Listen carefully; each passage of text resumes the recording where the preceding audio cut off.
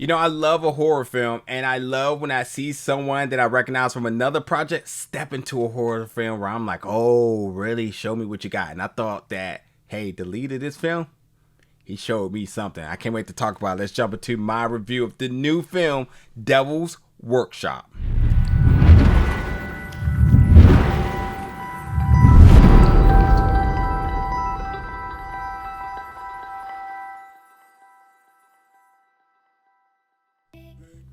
Hey, what's going on, everybody, and welcome back to the channel today for another review. And today we're going to be reviewing the film Devil's Workshop, which is available now in theaters on demand and digitally today. Check it out.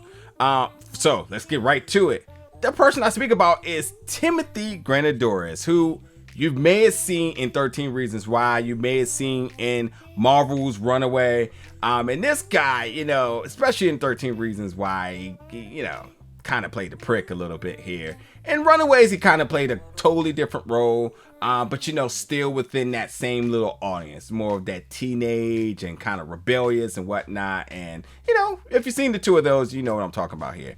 But so to kind of see him mature into sort of a different role, and then it's in horror, so it's like, oh well, let's see how this goes and whatnot. He plays Clayton, who is a desperate young actor who's just trying to land a role. And in this case, he's really trying to get this role that really he's going to have to sell his soul for.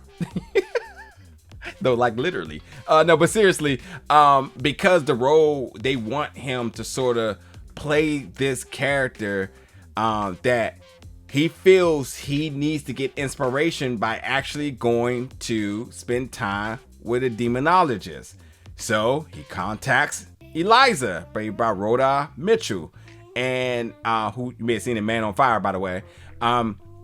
So while this seems like a very smart thing to do, I mean, anybody that wants to know the part, I mean, anybody that's ever taken any part that you've ever talked to any actor, say sometime they spent time looking at source material or whatever it may be. And I think, like, hey, if you really want to channel some true, real, emotions that you land and you book this job, he has to come out for a second call. So, like, he feels like, hey, he did get the first audition, he needs to up his game a little bit. So why not actually go and get some on hands experience? And such a right thing to do, until he actually doesn't realize that, like, well, Eliza is very unhinged. She is a very strange individual. Now, majority of this film does deal with the two of them, which as we see Clayton kind of a little bit reserved, kind of trying to figure out what he got himself into. And then we see Eliza basically slowly but surely tries to come on to Clayton,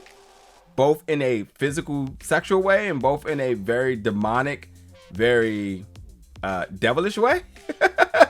And that creates a lot of interesting dynamics between the two of them. I mean, he's super suspicious, so he's just not really allowing anything to go down.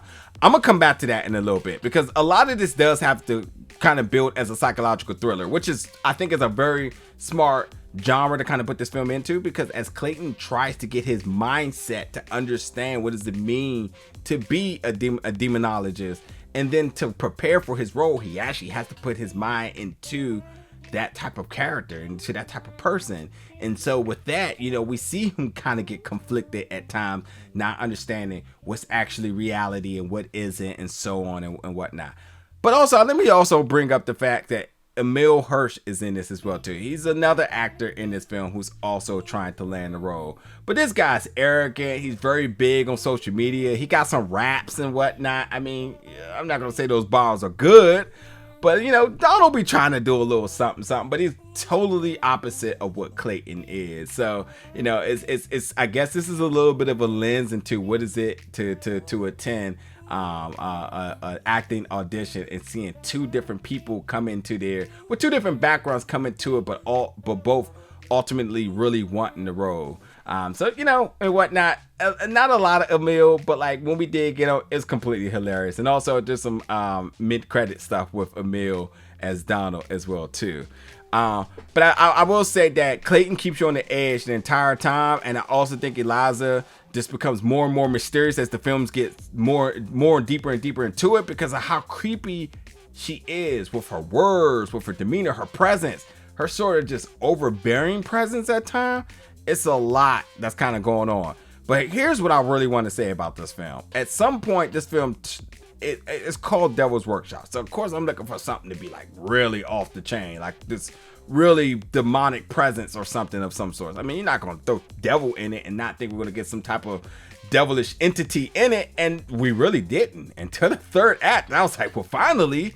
And I think, you know, this is not a spoiler because it's in the synopsis, but like when you see Eliza come as a mentor who solicit her help to kind of help him with this role, but then she ultimately turns into sort of like a predator where she tries to seduce Clayton and ultimately destroy him for her own personal gain. She has, as a devil, as sort of somebody who sort of worships the devil in an extent, she's an expert in devil lore, so she knows how to tote that line a little bit. But ultimately, she has a plan, and she's definitely out for herself in all of this. And Clayton just happens to just be in her crosshairs. And as you get to the final act of this film, you really, really see her become what I wanted this film to be. And the special effects looks crazy. And not the CGI, because that looks a little wonky, a little unnecessary.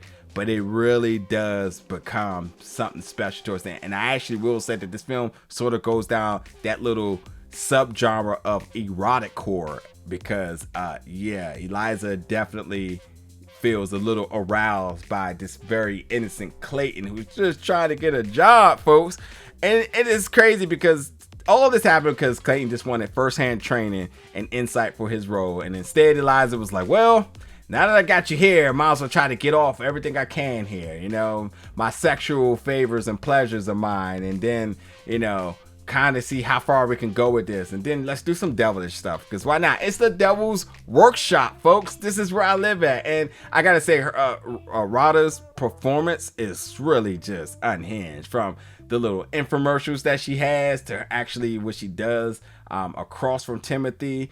I think that like the two of them really makes this film work. And other than that, the cast is very much short. You know, you got Donald, you got a couple of chicks that he's with. Actually, there's a very good moment with Donald and Brooke and Sarah, who plays Nikki and Petra, who really puts on the display of acting that it was kind of hard to understand what was happening here. They definitely got me, but I'm not gonna. You'll see what scene I'm talking about here. But this is a film, very simple, very easy to digest. It didn't do a lot. It didn't try to do more than it wanted to do. So overall, I enjoyed it. And it's spooky season, so any bit of horror content we get, I'm going to eat it all up. And I thought this was another one that, like, hey, I watched it, not mad at it, didn't love it, but certainly worth a watch. So with that being said, check it out.